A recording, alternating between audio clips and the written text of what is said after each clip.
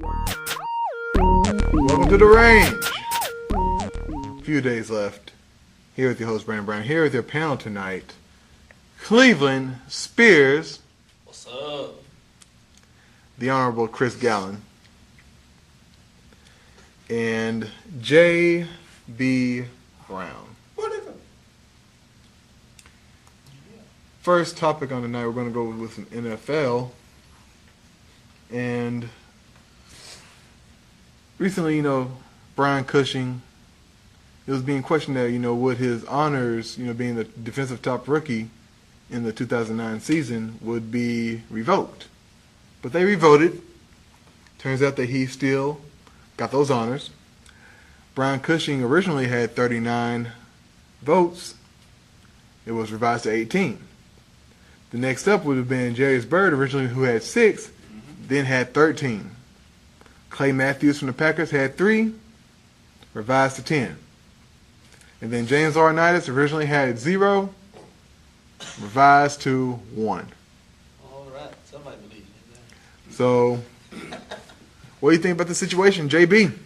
Well, the first thing that I noticed is that Brian Arakpo had a few votes from the previous voting session, and he had none in this one. So, to say that Brian Arakpo didn't have a better season than James Laurinaitis was ridiculous. But back to the point is, Brian Cushing deserved the award, and the vote, they just wanted to make it closer than it really needed to be.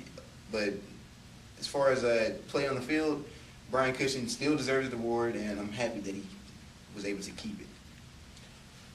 Yeah, I'm going to give it to him. He deserved it no matter what, pretty much.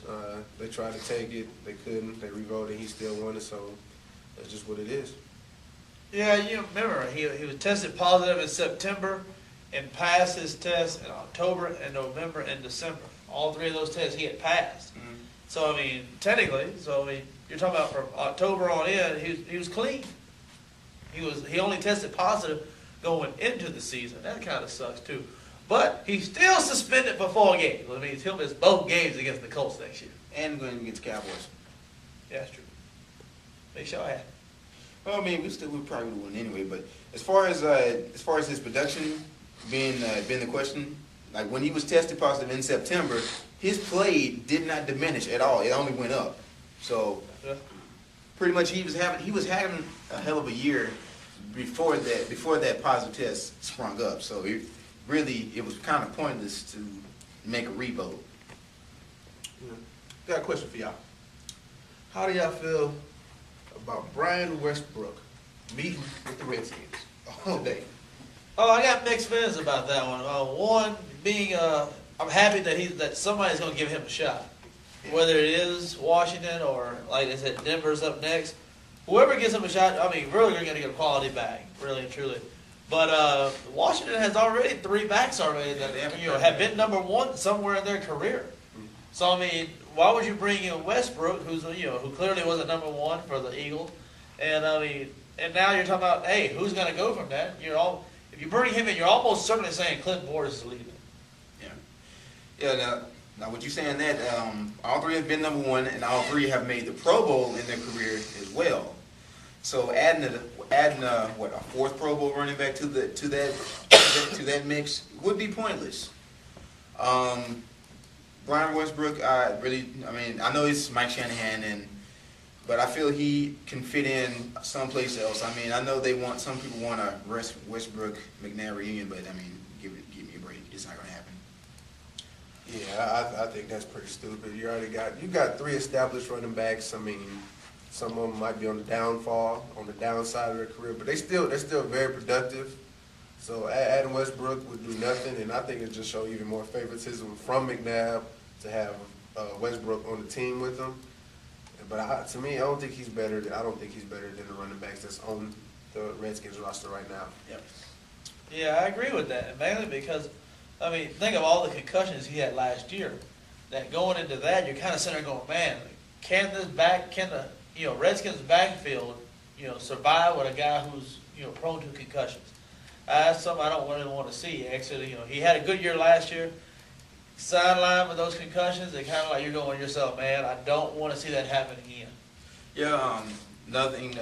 Same thing could be said about Clinton Portis. I mean, he's had his fair share of concussions, and he was contemplating retirement, saying that like, hey, you know what? I've had a pretty good NFL career. I can just walk away when I wanted to. So, Clinton Portis is could be another reason that they were looking at Westbrook as well. So who's going to start this year? Portis, Larry Johnson, or Willie Parker? It's going to be Clinton Portis.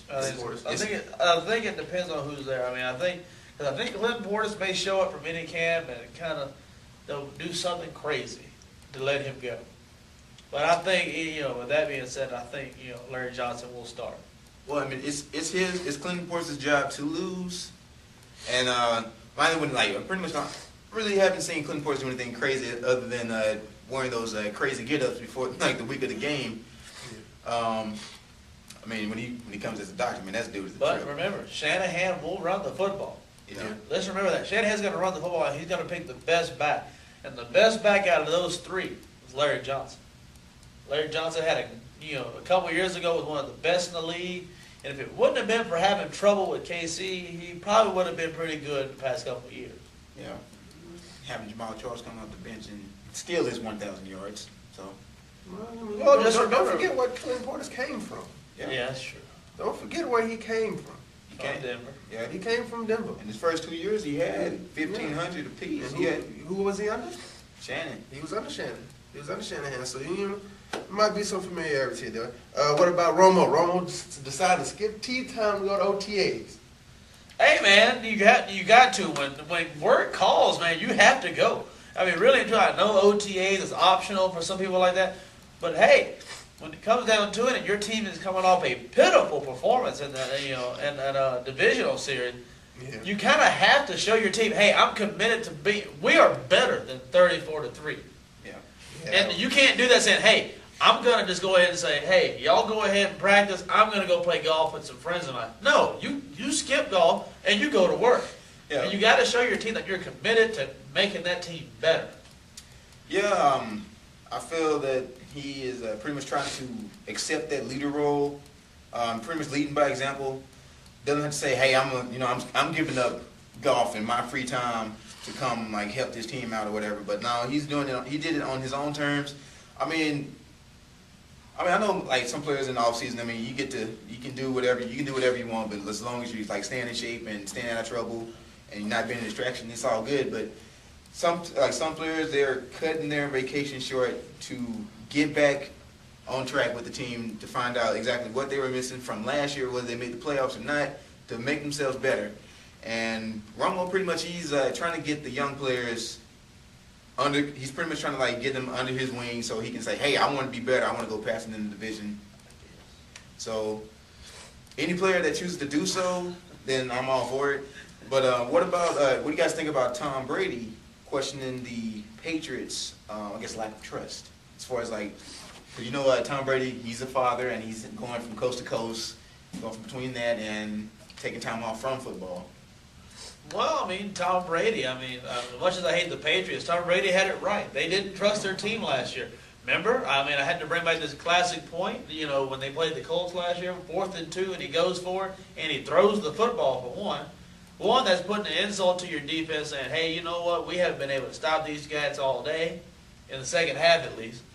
But then again, after Wes Welker went down, really, they didn't trust their backup wide receivers. And when Randy Moss was being held down by Baltimore in the first round of the playoffs, everybody was like, man, I can't believe they're not letting him go, not letting him do what he has to do. Well, seriously, let the man go, and there was a sure lack of trust, and that's why they got beat down by Baltimore. I enjoyed it. But everybody did. As far as, you think that could be a reason that Moss said this would be his last year in New England? Yeah, because I think after this year, they're going to let him go, just let him walk, regardless of what happens. I think Moss feels that after that 19-0 season, before they eventually 18-0, and before they eventually lost, I think that was his time knowing that might have been his only shot in New England to win the title. Yeah. Now it's time to walk. All right, back with more on the range. Stay tuned.